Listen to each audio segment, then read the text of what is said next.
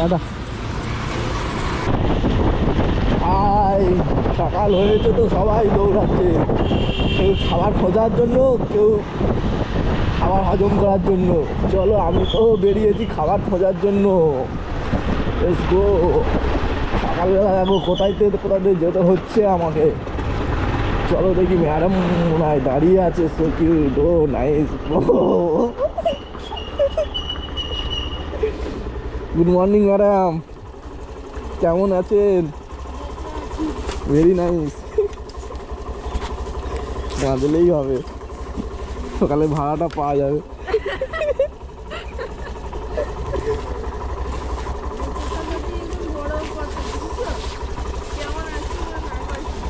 সকালবেলা ম্যাডামকে নিয়ে তো ড্রপ দিয়ে দিলাম, আর দেখি এখান থেকে আমার অ্যাপগুলো অন করতে হবে। এখান থেকে আজকে কে আসবে ভাই এতগুলো?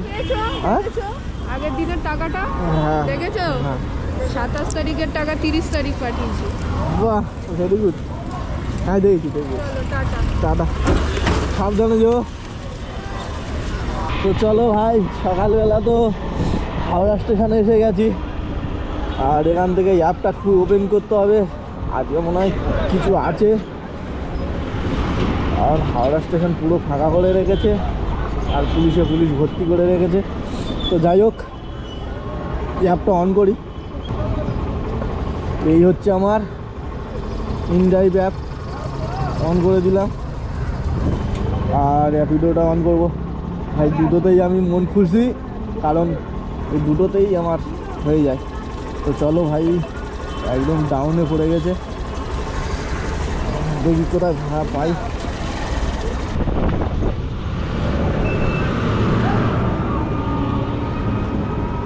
তো দেখি ভাই, এখন ফোন করি। Sector 3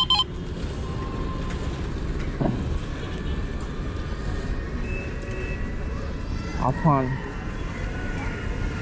doctor GN Affan. তো দাদাকে ফোন করে দেখিস কোথা আছে। অপরাধীদের চাল হতে পারে, যা আপনার জমানো পুঁজি শেষ করে দিতে পারে। এরকম যে কোনো রিপোর্ট ন্যাশনাল সাইবার হেল্পলাইন 1930-তে অবিলম্বে জানান। গৃহ মন্ত্রণালয় দ্বারা প্রচারিত।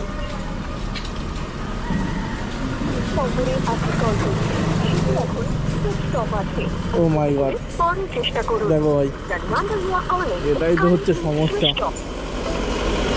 এখন ফোন সুইচ অফ।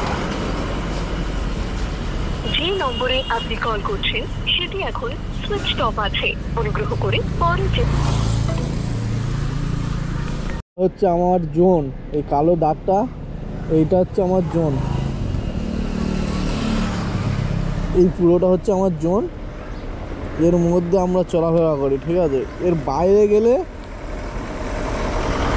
এই ডানকুনির বাইরে, এদিকে তোমার হাওড়া, এই কি এই জায়গাটার নাম কি, তার পূজালি, এসব জায়গা বাইরে চলে গেলে তখন আর আমরা কাস্টমার মানে পাওয়ার জন্য অসুবিধা হবে। এই কল্যাণী পর্যন্ত আমার জোন আছে, ঠিক আছে? ওইদিকে লাস্ট বাড়াইপুরের উপর ভাড়া পাই, আমি একবার গেছিলাম, ভাড়া পেয়েছিলাম, কিন্তু জোনটা এতটুকু, ওর ওপারে ভাড়া আছে।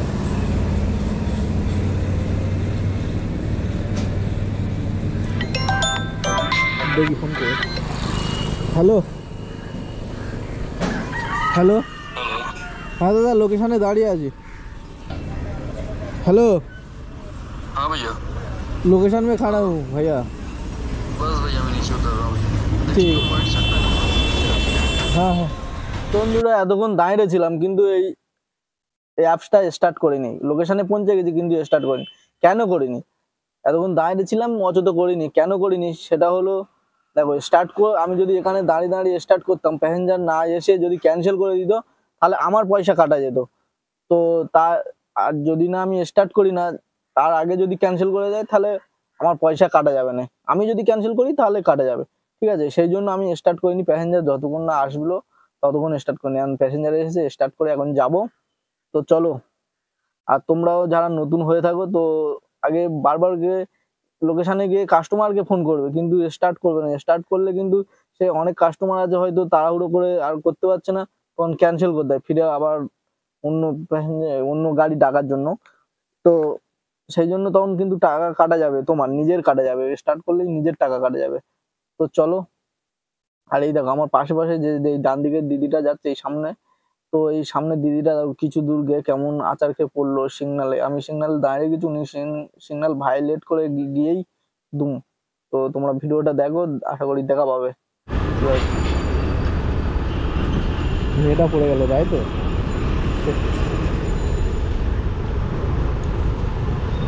তো বন্ধুরা বাঁদিকে দেখো, সরি ডান দিকে দেখো, ওই দিদিটাই পড়ে গেছে।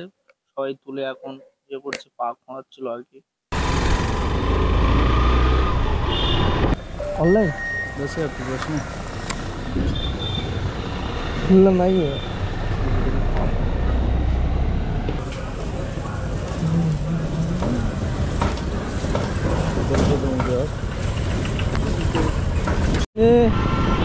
সেক্টর 5 ভাড়া খোঁজার জন্য ভাই 20 মিনিট লাগলো। যেটা এসে দাঁড়াতে পারে না, সব জায়গায় সেক্টর 5 ভাড়া ঢোকে, সে জায়গা আজকে ভাই 20 মিনিট লাগলো। যেখানে আমি দাদাটাকে লাভিয়েছি 40, এই 30-এ 27-এ লাভিয়েছি, 30 দেখাচ্ছিল 27-এ লাভে, সেখানে আমার 40 হয়ে গেল। আমি ধরে বসো।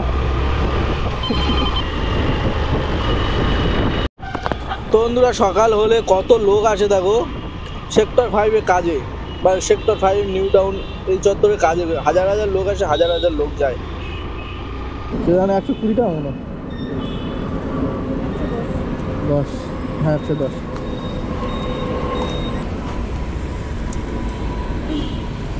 Thank you. Thank you.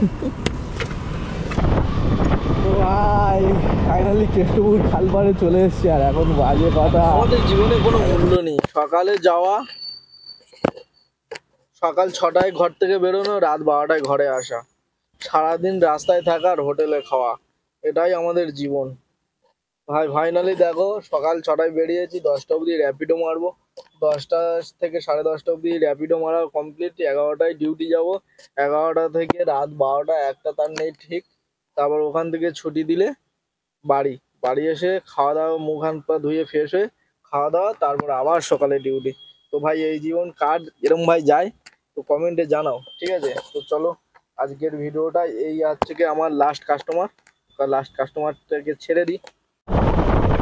আজকের ছিল মোট ভাড়া 4টে, আমার পার ডে 4টে থেকে খুব বেশি হলে 5টা ভাড়া মারতে পারি, যা টাইম থাকে আমার। তো সেই 4টে ভাড়া আজকের মারা কমপ্লিট হয়ে গেল। এখন যেতে হচ্ছে যাদবপুরে, আর বালিগঞ্জ ফার্মেসি থেকে যাদবপুর মোটামুটি ওই 4 কিলোমিটার, 4.5 কিলোমিটার। তো খালি গাড়ি এখন দৌড়াই, আর কি করবো। মোটামুটি আজকের দিনে ব্যবসা কমপ্লিট হয়ে গেছে।